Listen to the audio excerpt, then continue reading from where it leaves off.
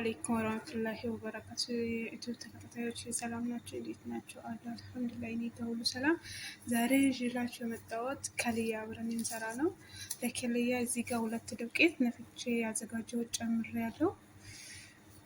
እዚህ ጋር ያዘጋጀኋቸው 1 እንቁላል፣ እዚህ ጋር ሱካር፣ 1/4ኛ ዘይት፣ 1 ማንኪያ ትልቅ ሾርባ እርሾ፣ ወተትና ወተት ቦደር መጠቀም ይቻላል። ፈሳሽ ነው ያዘጋጀሁት። ኩኪንግ ቦደር፣ ፊኒሊያ እዛቻለሁ። በቅደም ተከተል እጨምራቸዋለሁ። ለቤቴ አዲስ ከሆናችሁ ሰብስክራይብ፣ ላይክ ማድረግ እንዳትረሱ። ቤተሰቡን እወዳችኋለሁ። በዚህ መልኩ ሁሉንም ጨማምሬያለሁ። አሁን አብክቼ እመለሳለሁ። ለአንድ 10 ደቂቃ በደንብ መሸት አለብን። ያው በዚህ መልኩ አብክቼ ጨርሻለሁ። ለአንድ 30 ደቂቃ እፍን አድርጌ ሞቅ ባለ ቦታ ያስቀምጠውና ተመልሼ ኩፍ ስል እንገናኛለን። በዚህ መልኩ ኩፍ ብሎልኛል። እዚህ ጋር ጁብን ኬሪ ያዘጋጅቻለሁ ቆራጮቼ። እዚህ ጋር ደግሞ ዘይት ቀብቼ በቡሩሽ ሳህን አዘጋጅቻለሁ። ከላይ 1 እንቁላል አዘጋጅቻለሁ። ከላይ የሚቀባው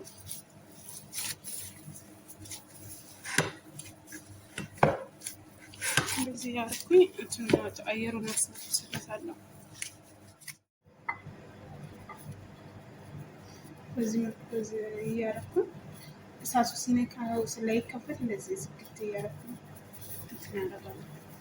ያዝ ያዝ አድርጌ እደፍነዋለሁ።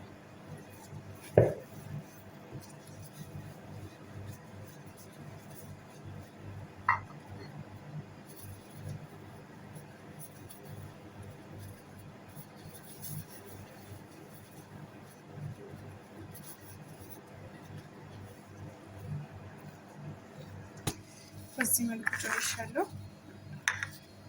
ከላይ እንቁላል ቀብቼ ለአንድ 10 ደቂቃ ያስቀምጠዋለሁ።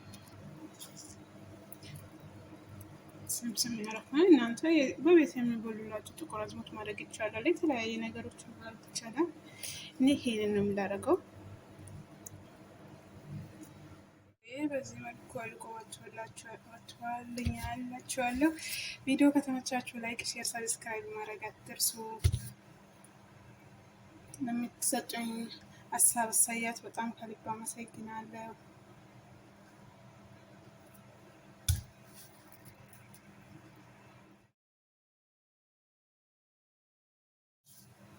ከልያው በዚህ መልኩ ቆንጆ ሆኖ ለስላሳ ነው በጣም ወጥቷል። ከላይ ደግሞ ይሄንን ጣፋጭ ያደርግበታለሁ።